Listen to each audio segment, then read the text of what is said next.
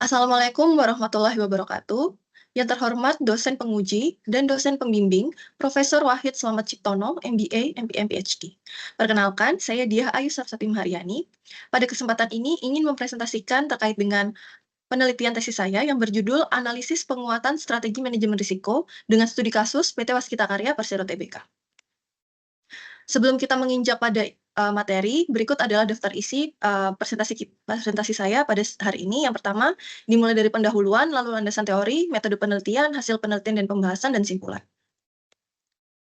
Latar belakang dalam penelitian ini sendiri didasari dengan dua penyebab. Yang pertama, era VUCA, yaitu volatility, uncertainty, complexity, dan ambiguity, di mana era VUCA ini dapat mempengaruhi stabilitas bisnis secara keseluruhan. Dan pada tahun 2020 kita semua sudah mengalami yang disebut dengan pandemi COVID-19 yang memperkenalkan risiko baru yang terjadi di dalam organisasi, yaitu risiko kesehatan karyawan, risiko ketidakstabilan pasar, dan gangguan rantai pasok. Kedua penyebab ini dapat dimitigasi dengan baik dengan penerapan manajemen risiko yang mature, yang utuh, dan baik dikelola oleh perusahaan. Menurut Pevindo, PT Waskita Karya mendapatkan kredit rating A atau sehat pada tahun 2018. Namun di sini terjadi penurunan yang sangat signifikan di tahun 2023 menjadi selective default, di mana penyebabnya yaitu adanya gagal bayar pokok dan bunga obligasi yang diterbitkan oleh perusahaan. Hal ini perlu dievaluasi penerapan manajemen risikonya. Mengapa terjadi penurunan yang amat sangat signifikan dari A menjadi selective default? Sedikit profil tentang Waskita Karya sendiri, di mana Waskita Karya ini berdiri di tahun 1961, yang merupakan nasionalisasi dari perusahaan milik Belanda yang bernama Volker Einnemings Maatschappij N.V. Lalu perusahaan juga melakukan berbagai aksi korporasi, di mana yang terakhir pada tahun 2021 pada Desember dan Januari 2022 menyelesaikan aksi korporasi dengan menerbitkan saham baru atau right issue dengan total nilai sebesar 9,44 triliun. Di mana perusahaan memiliki visi misi dan nilai perusahaan yaitu akhlak sesuai dengan amanah dari Kementerian BUMN. Pertanyaan penelitian pada tesis saya yaitu yang pertama, berapakah skor maturitas manajemen risiko perusahaan pada tahun 2023 menurut metode Six Pillars of Ernst and Young. Lalu yang berikutnya yaitu bagaimana desain strategi manajemen risiko ditetapkan dalam upaya penyehatan perusahaan. Untuk tujuan penelitian sendiri ada dua. Yang pertama terkait dengan mengevaluasi pencapaian skor maturitas manajemen risiko pada tahun 2023 dan mengevaluasi kesenjangan yang terjadi pada strategi manajemen risiko perusahaan existing dibanding dengan ekspektasi sesuai dengan aspirasi pemegang saham dan komitmen kinerja berkelanjutan yang telah disepakati oleh PT Waskita Karya dengan perbankan dan stakeholder lainnya. Manfaat penelitian ini secara teoritis dapat berkontribusi sebagai bahan referensi untuk penelitian selanjutnya dan manfaat praktis sebagai bahan pertimbangan Waskita Karya dalam merencanakan strategi dan mengevaluasi roadmap manajemen risikonya. Untuk lingkup penelitian ini, yang pertama yaitu hanya dilakukan untuk induk usaha PT Waskita Karya Persero Tbk tanpa melibatkan 5 anak perusahaannya dan mengabaikan keputusan Deputi Bidang Keuangan dan Manajemen Risiko Badan Usaha milik negara melalui surat keputusan nomor SK strip 7 garing DKU titik MBU titik 10 garing 2023 tentang petunjuk teknis pelaporan manajemen risiko badan usaha milik negara. Landasan teori yang digunakan dalam penelitian ini antara lain, yang pertama terkait dengan definisi dari manajemen risiko sendiri, diadopsi dari standar ISO 31000/2018 bahwa manajemen risiko itu yaitu mengidentifikasi bahwa proses terus-menerus, jadi proses yang berkesinambungan yang dilakukan dalam organisasi untuk mengenali, mengevaluasi, dan mengelola risiko, di mana tujuannya yaitu untuk menciptakan nilai dan menjaga kepentingan para stakeholder-nya. Selanjutnya yaitu risk maturity model, di mana risk maturity model ini adalah alat bantu yang digunakan untuk mengukur tingkat kematangan dari proses manajemen risiko yang telah diterapkan oleh perusahaan. Untuk indikator risk maturity model dinilai dari skala 1 sampai dengan 5 dengan definisi mulai dari skala level 1 yaitu ad hoc, lalu level 2 repeatable, level 3 define, level 4 manage, dan level 5 optimize. Di mana perusahaan dapat dilihat dari tingkat kematangan manajemen risikonya dari berapa level dia berada. Metode Six Pillars of Ernst and Young ini merupakan metode turunan dari Risk Maturity Model, di mana, eee metode Six Pillars of, Ernst and Young ini menyediakan tools, alat bantu untuk, menilai, posisi tingkat kematangan manajemen risiko perusahaan, di mana 6 pilar ini yaitu, pilar tata kelola dan budaya risiko yang, memiliki 3 subpilar di bawahnya, lalu pilar strategi manajemen risiko dengan subpilar dengan 2 subpilar di bawahnya, lalu pilar pedoman dan prosedur manajemen risiko dengan 2 subpilar di bawahnya, lalu, pilar infrastruktur dengan 4 subpilar, pilar proses manajemen risiko dengan 4 subpilar, dan yang terakhir yaitu pilar komunikasi dan monitoring manajemen risiko dengan, 2 subpilar. Lalu, yang selanjutnya yang akan digunakan dalam penelitian ini yaitu SWOT analysis, di mana SWOT analysis ini digunakan untuk mengevaluasi kondisi internal dan eksternal pada organisasi, yang menjadi dasar nanti kita akan merancang strategi, bisnis maupun strategi manajemen risiko. Setelah itu kita akan turunkan dalam program kerja, di mana, SWOT sendiri itu, mengidentifikasi, secara internal dari kekuatan dan kelemahan, lalu secara eksternal dari peluang dan ancaman. Untuk metode penelitian, metode penelitian yang saya gunakan yaitu naratif, interpretatif, kualitatif yang didukung oleh deskriptif, kuantitatif, di mana ada 2 sumber data, yaitu data primer dan data sekunder. Untuk data primer sendiri didapatkan, dari wawancara manajemen, di mana ada 3 narasumber utama, yaitu yang pertama, Direktur Keuangan dan Manajemen Risiko sebagai pemilik, risiko perusahaan. Lalu SVP Risk Management and PMO Division selaku second line of defense, dan SVP Production Control Division selaku first line of defense. Lalu yang berikutnya yaitu, data sekunder yang didapatkan dari laporan tahunan atau annual report, lalu, RKAP dan RJPP perusahaan, yang selanjutnya kedua data tersebut diproses, pada proses analisis data. Untuk rancangan penelitian sendiri dimulai dari analisis data dengan tujuan yang pertama menilai skor maturitas manajemen risiko, dan yang kedua yaitu perbaikan strategi manajemen risiko. Untuk tahapannya yaitu mulai dari penilaiannya sendiri, penilaian skor maturitas manajemen risiko di tahun 2023 dengan metode Six Pillars of, Ernst Young. Lalu kita akan melakukan komparasi skor maturitas tahun 2023 dengan rencana skor maturitas manajemen risiko di tahun 2024. Lalu kita akan melakukan analisis kesenjangan dari, bisnis dan manajemen risiko dengan SWOT analisis. Lalu kita akan melakukan perencanaan program kerja untuk perbaikan skor maturitas manajemen risiko di tahun 2024, lalu penarikan kesimpulan dan saran. Lanjut pada hasil penelitian dan pembahasan.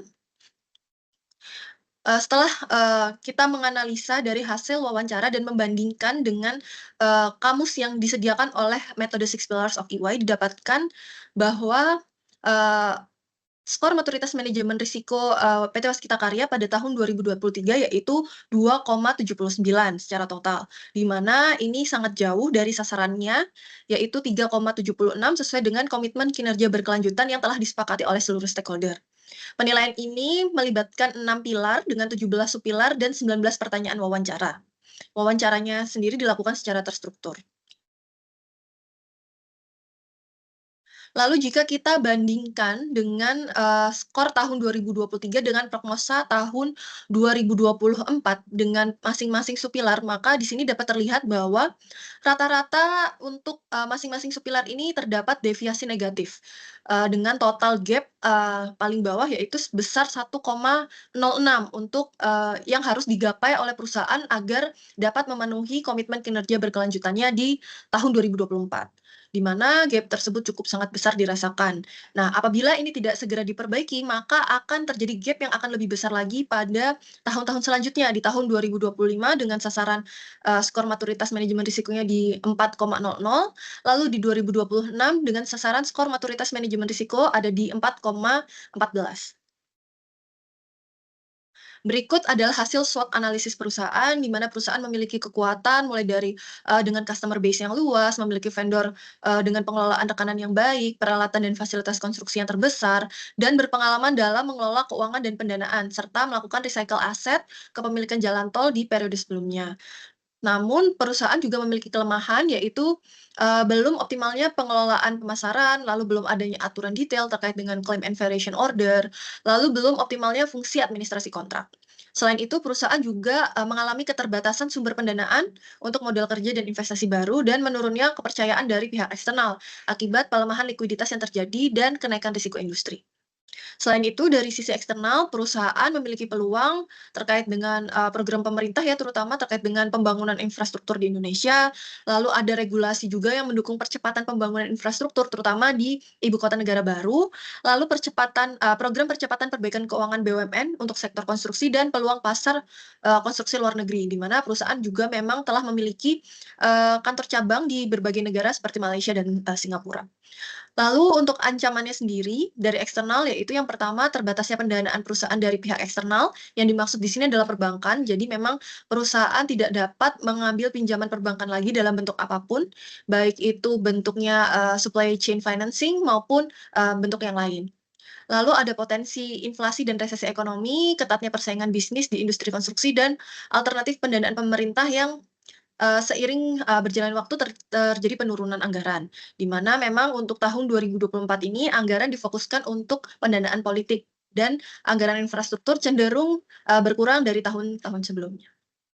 Lalu dari SWOT analisis ini kita dapat, membuat strategi bisnis dengan SWOT matrix, di mana di sini ada 4 kelompok strategi. Yang pertama kita memanfaatkan strength and opportunities gitu ya, dari kekuatan dan peluang, di mana kita bisa memanfaatkan customer base dan reputasi untuk menangkap, peluang peluang proyek infrastruktur baik dalam negeri maupun luar negeri.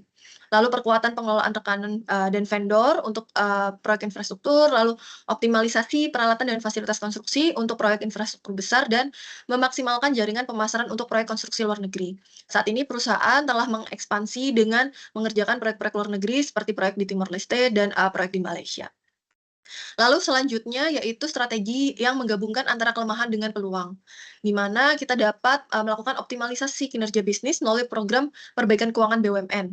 Lalu yang berikutnya meningkatkan kepercayaan eksternal dengan program perbaikan keuangan BUMN, perusahaan harus bisa menyebarluaskan berita bahwa, saat ini Waskita Karya sedang melakukan perbaikan keuangan untuk meningkatkan, kepercayaan kembali, terutama dari customer-nya. Lalu menyelesaikan kendala proyek dengan dukungan program pemerintah. Lalu strategi yang selanjutnya yaitu, menggabungkan antara kekuatan dengan ancaman, strength and threats, di mana di sini perusahaan dapat memanfaatkan customer base dan reputasi untuk, mengatasi persaingan yang ketat. Lalu juga dapat memanfaatkan pengelolaan jaringan pemasaran untuk mengurangi dampak alternatif pendanaan pemerintah. Jadi ada opsi untuk, melakukan pemasaran, di sektor swasta begitu ya, dengan tidak mengandalkan untuk pendanaan sektor pemerintah. Lalu untuk selanjutnya yaitu vendor dan rekanan. Memanfaatkan vendor dan rekanan untuk mengatasi keterbatasan pendanaan. Jadi kita dapat, menerapkan, dengan bergantung dengan cash flow dari vendor dan rekanan terlebih dahulu sampai dengan, eee termin yang ada di proyek.